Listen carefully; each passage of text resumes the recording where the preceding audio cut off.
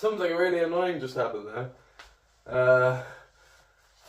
So you might have just seen right before this that I was doing a set of I was doing the set of bent over rows. I ended up talking for about. I finished the set and I ended up talking for about 5 or 6 more minutes about how I felt like my form, as you probably have just seen, my form. I felt like I did that more like a bent over, more like a Romanian deadlift the way I went down, whereas I wanted to be kind of hinging my hips more, and if I want to go down more I can. But I was also saying I don't want to be vertical. I don't want to mess up my back, because when I bend over too much on those, I feel like there's a lot of pressure on my back, even when I keep it straight. So I don't mind being up a bit more. Although I did feel like my form was a little bit questionable. Although after watching the few reps before the foam cut out of what I did, I don't think my form was too bad. It felt worse on it. Maybe it's just because of the weight's heavier and everything. And I talked about more other things, but it's all gone now because my phone decided it wanted to tell me to update my software, and it cut off in the middle of those reps, and I was talking to nobody for a while. Well, I'm talking to nobody anyway, but that's annoying. So anyway, I'm going to do another set now at the same weight. The main thing you missed me talking about there was because this weight felt heavy, I felt like my form was questionable, but I don't think it was. Looking back, I think just when I upped the weight, and even though it's only 4 kg, getting 10 reps, I got 10 reps with that. I think because that weight is challenging. It's not easy. I'm not able to be 100% perfect with it and like get to 10 reps and then no problem. And like getting to those 10 reps for me is really challenging with this weight. I'm really pushing myself. Like the idea of this is failure. It's like maybe I could go a rep or 2 more if I just threw form completely out the window and just fucking did whatever I want. But no, I feel like this is great weight. And I was less sure. That's a good thing about videoing this as well. I felt less sure about that weight before checking my form on the video. Maybe you're watching this and you think, Jesus, he's terrible form. For me, no. For me, I'm happy with that. For me, I don't want to be down here. I don't care about that. I feel like as long as I have a good enough bend, and this is the problem I think I was doing. This here, I'm not properly hinging my hips, so there's a lot of stress in my lower back.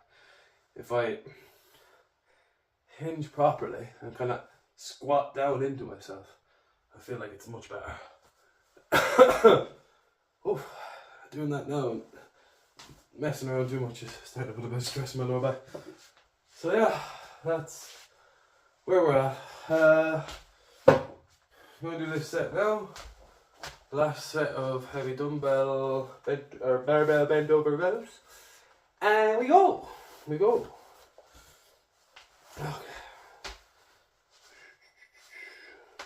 So what I want to do is hinge my hips a bit more and kind of sit into myself a bit more. But overall, I'm quite happy with that. And also get these straps in a way where I can actually grab into them when I put them on. Right.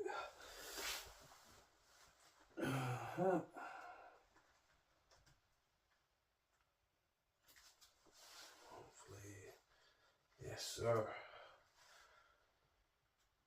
You know, the only thing I'm not quite sure about with bent over rows is how wide I should grip the bar. Should it be a wider grip? Should it be? I don't think it can be much narrower. To be honest, I think I'm kind of in the middle between a wide and a more narrow grip. I find it okay. I think that's fine. Right, let's go. Okay, so hinge.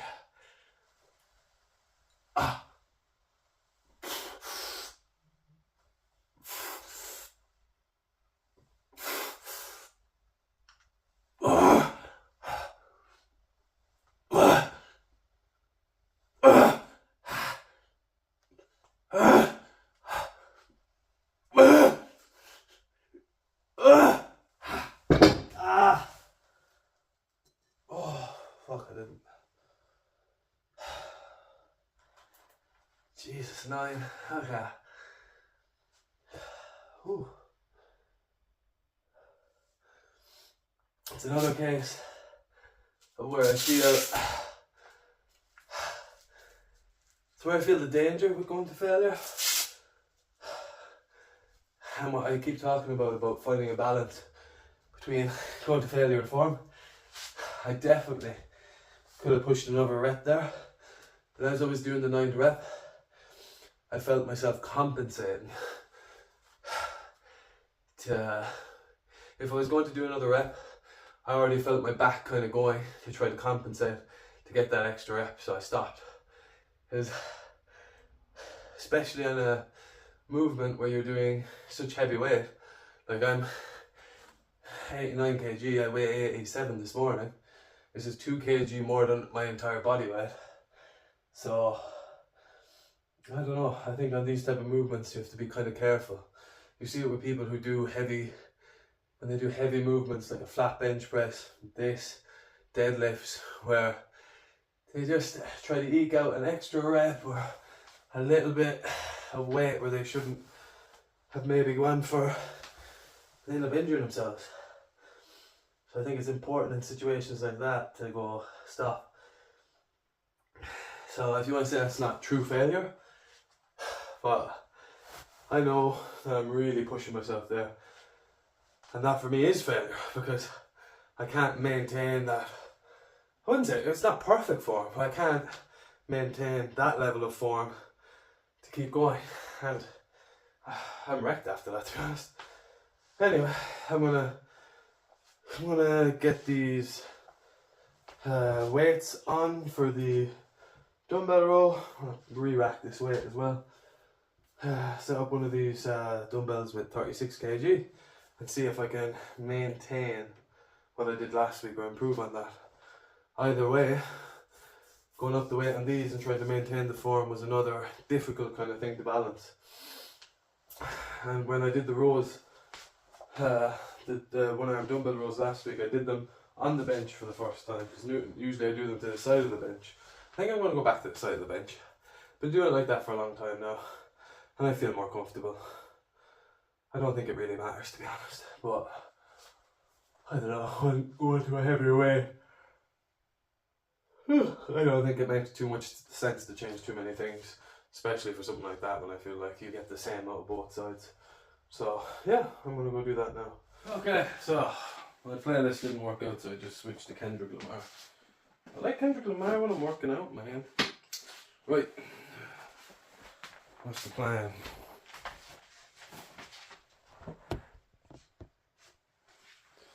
Let's fix up the camera a bit better. Woo! Okay, so this pull workout going well. I think I'm happy with the barbell rows. I'll do the dumbbell rows now, and then to finish up the day, then I've just got some of the bicep curls, hammer curls, rear delt flies. So these are the two big heavy movements for the day. Barbell curls and hammer curls, even though I'm lifting heavy weight and I'm getting to fatigue and failure on those, with this type of weight, it's just much more fatiguing and stressful on your body. Like, I find since I've started going up the weights in some of these movements, even these dumbbell rows, my back after is like, you know, not my back, but like, name for the muscles that I'm working here, I forget. I just feel like I'm wrecked after. It take a little while to shock your nervous system, you know? Right, so if I can get 10, I match it for last week, and I just want to make sure I get the same on each side. I think my left side, if I remember, dumbbell rows are weird, because I'm doing them unilaterally. You're doing one at a time, obviously. I find that when I started these, my left side was much stronger. So I always start with my left side, and then my right side actually caught up. And I always started on my weak side, and then my right side caught up, and my right side got stronger, and now I think my left side is stronger again. So small little fun things that you always have to think about, you know. Because if I start on my strong side and my weak side does less than my strong side, you know, you want to keep them even. And I've got some Kendrick for this, so that should help. I hate that though, when you're listening to a playlist and you're just waiting for that next song before you do like a heavy set. So I want to wait until the next song comes out, because it's DNA, and I find it's a really good song to work out to, DNA.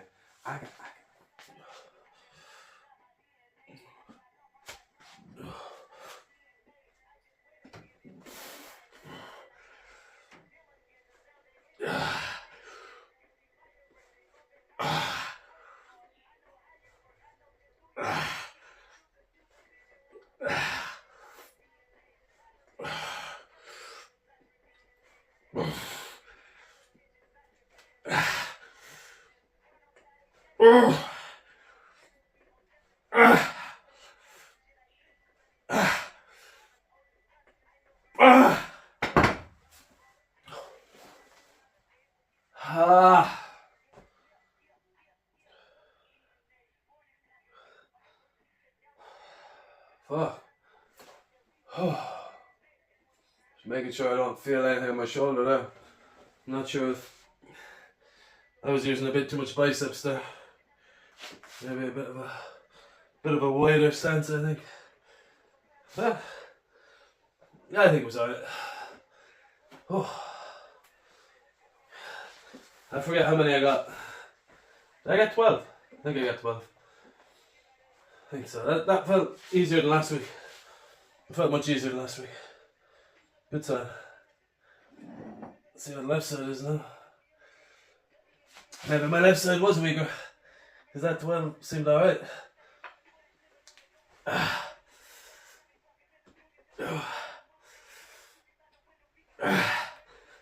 I wanna hold it there for a sec.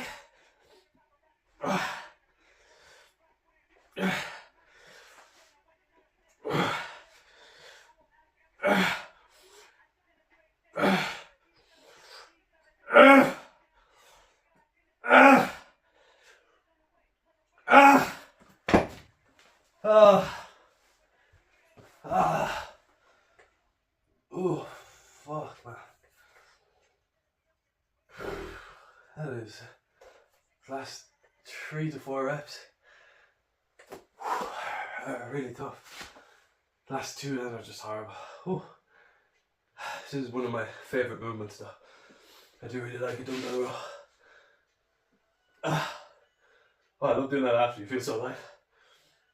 I don't know, I just feel like my left side, my body just automatically does this movement better than my right side. I'm gonna have to review that video as well and see how that felt. Anyway, that's good. That's an improvement on last week. I don't know, it felt easier than last week. Not easier, but felt better. 2 extra reps, that's good. That's the top of my rep range, so really if I'm hitting that again, which I don't think I will, I think I'll be happy to get 10 in the next set.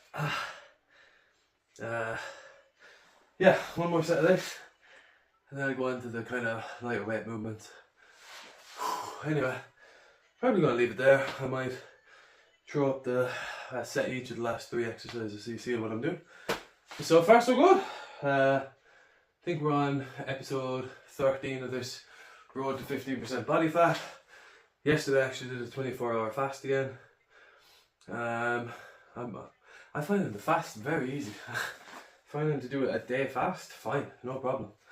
I think about continuing it, but I think going past 24 hours for me wanting to build muscle, not a good idea. It's good because, you know, I'm going to use up fat reserves, which I have too much of, and it kind of helps me with, like, it kind of wakes me up into, hey, stop eating so much, because I eat way too much.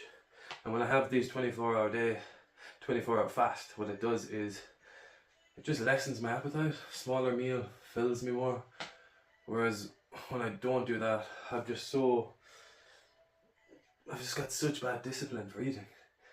So getting down to 15% body fat, I don't know how that looks. I know I've got 3 or 4 months, but well, 3 months. I'm not sure if I can do that, but we keep going. Right, have a good one. I'm going to keep going.